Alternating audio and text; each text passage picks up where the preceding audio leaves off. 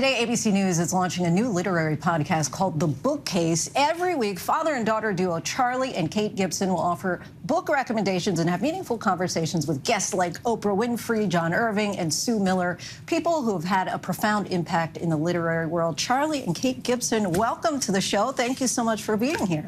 Thank you for having us. Our pleasure. So I have to tell you, I started at ABC about 2 years before you retired. I remember. It was, I think, one of the biggest compliments I ever got. Jason Samuels, you were doing an afternoon update show for digital, I believe, at the time. Yep. I did a piece on the recession, just kind of wrote to still pictures, and after Jason showed me a little video where you coming out saying, that was a really well-done piece. And I thought, oh, the man, the myth, the legend. Oh, my goodness, I've arrived at this point. So thank you for that. What made you, after a 35-year career at ABC, decide, I'm going to come out of retirement for a podcast? She's responsible for it. She did it. She called me one day. I'm now 12 years into retirement or something, and she called me and said, Dad, we talk more about books than we do anything else other than family matters. I don't get to see you much because the pandemic was underway. We should be doing a podcast on books. And I said, okay. She said, you want to do it? I said, sure. And then I had to call her back an hour later. It wasn't an hour, it was 5 minutes. Well, 5 minutes, and say, what's a podcast? I didn't know. ABC was kind enough to say, we'll distribute it. And as I like to say, it can be found wherever free podcasts are sold. We went to Good Morning America, my old home, and said, we could distinguish ourselves if you would give us X number of appearances a year to do pieces that sort of grow organically out of the podcast. And so they said yes. So I think that's going to be a big help, the television exposure. One of the first pieces we're going to do, we did a podcast with Carla Hayden, who was the Librarian of Congress. First woman in 222 years of history of the Library of Congress to be the chief librarian. Which is incredible because 80% of libraries, about in the 80s, are female. And she's also the first African American to have the job.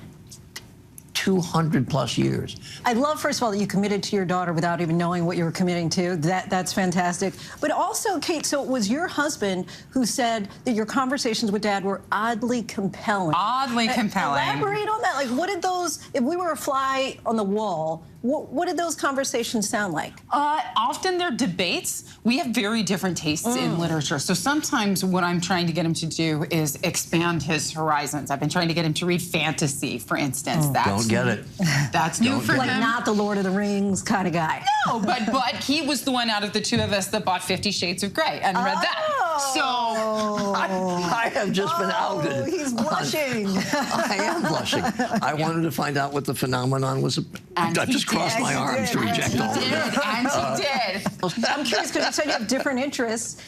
What would you say is a favorite book for you, favorite book for Dad? Oh, that's interesting. I think we share, actually. My favorite book of all time is A Prayer for Owen Meany. And actually, it was by John Irving. And that actually was one of our early literature bonding moments, was my father saying, you've got to read this, and me saying, oh, yeah, this changed my life. So we've basically said to ourselves, well, you know this, Linsey, the one thing that you have as a anchor and as a reporter, the one thing you have to market is trust. And it takes a long time to win it, and you can lose it quickly. So we have to gain trust from our listeners that what we're going to recommend to them is a really good book worth reading. Or sometimes the books aren't all that great. You're going to learn a lot from this interview. And we have been, I think, we've learned a tremendous amount about writing. We do a lot of other things. We're affiliating with a number of independent bookstores around the country. We'll talk to one of them each week. And we are going to do some podcasts on getting kids to take their nose off that screen and get it into a book. Because if you start a kid early and develop a reading habit, maybe they're not going to be so married to their phone. So that's, we've got, the palette is huge. It's really, the whole world is our oyster in terms of publishing. And I think it'll be fun. As a parent, I can appreciate that, the idea of putting away those electronic devices. And this will still also be for up-and-comers, because I know you've said you'd like to have Stephen King, you have Oprah, but you're going to have some people who are just starting to maybe make their impact. Like Shelby Van Pelt. Yep. Yeah. We've got a number of first-time authors that we're talking to. We just talked to a woman named Mary Laura Philpott, who has written some wonderful essays, funny, about parenting and the difficulties of parenting. You know those. And just my last question for you, because I don't think I got an answer. Your favorite book? My favorite book of all time? No question. Charlotte's Web. I did hear Wilbur was your favorite character. Was it Wilbur? Wilbur. Was your favorite character. And Charlotte. Okay. I love Owen Meany. I love everything Pat Conroy wrote. And you would go with Owen Meany as well. I would go with Owen Meany, although Different Seasons by Stephen King is pretty close. Charlie and Kate Gibson, we thank you so much for joining us. And to our viewers, the new literary podcast, The Bookcase, launches today, and it is available wherever you get your podcasts for free. Wherever free podcasts are sold. That's right. Right.